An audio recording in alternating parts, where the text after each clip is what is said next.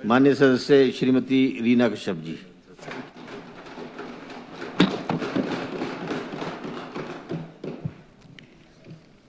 माननीय उपाध्यक्ष महोदय जी, आपने मुझे वित्तीय वर्ष 25 और 26 के लिए बजट अनुमान पर चर्चा करने का मौका दिया है। मैं आपका बहुत बहुत धन्यवाद करती हूँ।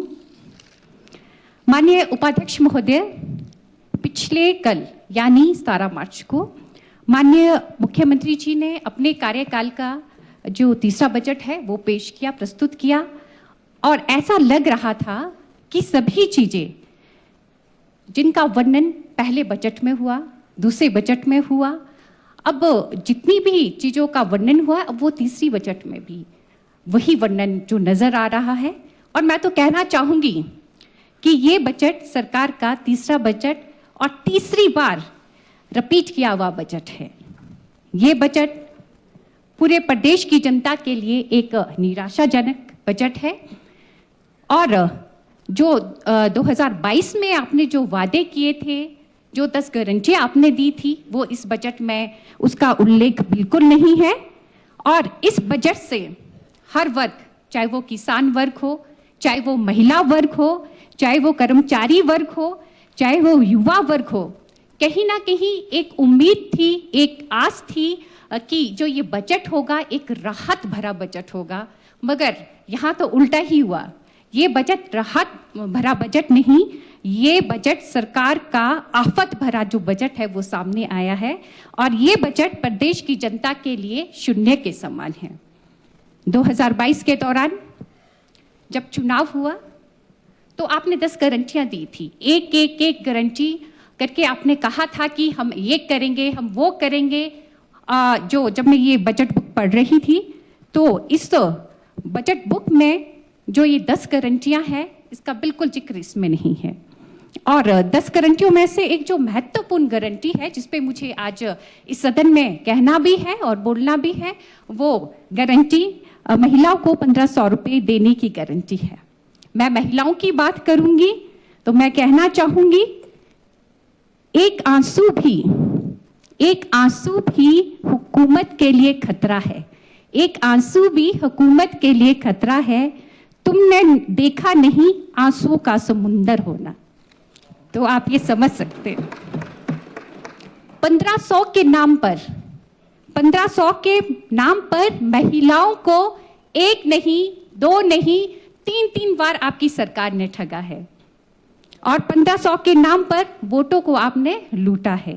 पहली बार जब 2022 में जब चुनाव हुए तो आपने प्रदेश की महिलाओं को कहा कि सभी महिलाएं जो 18 से 60 साल की आयु की महिलाएं हैं सभी को 1500 मिलेंगे। और जब कांग्रेस सरकार सत्ता में आएगी तो पहली बैठक में जो 1500 की राशि है, 18 से 60 साल की उम्र की सभी महिलाओं को वो पेंशन मिल जाएगी। आपने महिलाओं के साथ झूठ बोला है, आपने झूठ बोला है। आप अभी और सुनिए, अभी आपने एक बारी सुना, मैं बताती हूँ आपने दूसरी बार झूठ कब बोला। ये मैं महिलाओं के शराब आपको पढ़ने वाले हैं। और दूसरी बार आपने झूठ तब बोला, दूसरी बार आपने झूठ तब बोला जब लोकसभा का चुनाव हुआ। उस समय आपने क्या किया, आपने सभी महिलाओं के फॉर्म भरे। मैं तो हैरान हो गई कि जब मैंने महिलाएं वीडियो ऑफिस में लोक मित्र केंद्र में इतना रश महिलाओं का, जब मैंने कहा कि आप लोग यहाँ पे क्यों खड़े हैं, तो उन्होंने कहा कि हमें कहा है सरकार की तरफ से सभी को 1500 मिलेंगे, सभी को। मैंने कहा ये किसने कहा? कहते हैं विधायक जी आपने सुना नहीं, नेताओं ने इस तरह से कहा कि सासू होगी तो 1500 मिलेंगे, ननद होगी तो 1500 मिलेंगे, देवरानी होगी तो 1500 मिलेंगे, जेठानी होगी तो 1500 मिलेंगे, सभी परिवार की महिलाओं को 1500 मिलेंगे। ये दूसरी बार ये महिलाओं को ठगा गया। और तीसरी बार, अब मैं कहना चाहूंगी, तीसरी बार जो महिलाओं को ठगा गया, अब 21 साल का एक नया फरमान आया है जो कि पिछले कल कहा गया कि 21 साल की बेटियों को अब जिनकी 21 साल पूरी उम्र हो जाएगी उन्हीं बेटियों को पेंशन मिलेगी। मैं तो इस बात से हैरान हूं, जो 21 साल का नया फरमान है उसका ना कोई सर है ना पांव है, इसका कोई वर्णन ही नहीं है।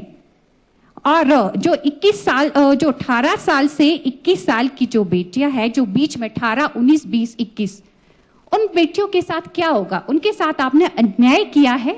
मैं पूछना चाहूंगी सरकार से कि अगर आपने 21 साल जो अब 1500 जो पेंशन देने की जो आयु सीमा रखी है, तो 18 से 21 साल की बेटियों के साथ आपने ऐसा क्यों किया?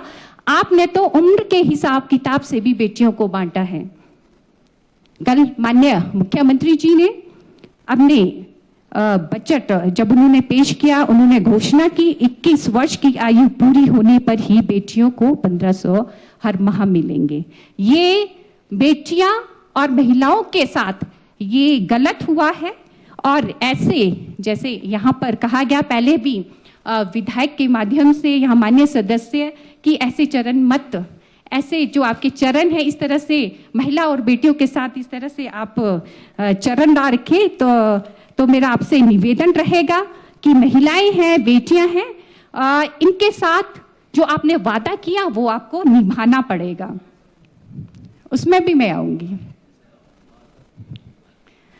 मत भूलो ऐ सत्ता वालों, ये केवल हिमाचल की नारी की शक्ति है जो आपको सत्ता दिला सकती है, और ठगा हुआ महसूस होने पर आपको सत्ता से बाहर का रास्ता भी दिखा सकती है। ये हिमाचल की नारी की शक्ति है। और इसका जो उदाहरण है, जीता जागता उदाहरण, इसका लोकसभा का जो अभी चुनाव हुआ था वो उसका उदाहरण है। क्योंकि नारी अबला नहीं अब सबला है। क्योंकि नारी अब अबला नहीं सबला है। सरकार की झूठी गारंटियों का अब बजने वाला तबला है। इसलिए जो वादा किया वो आपको निभाना पड़ेगा।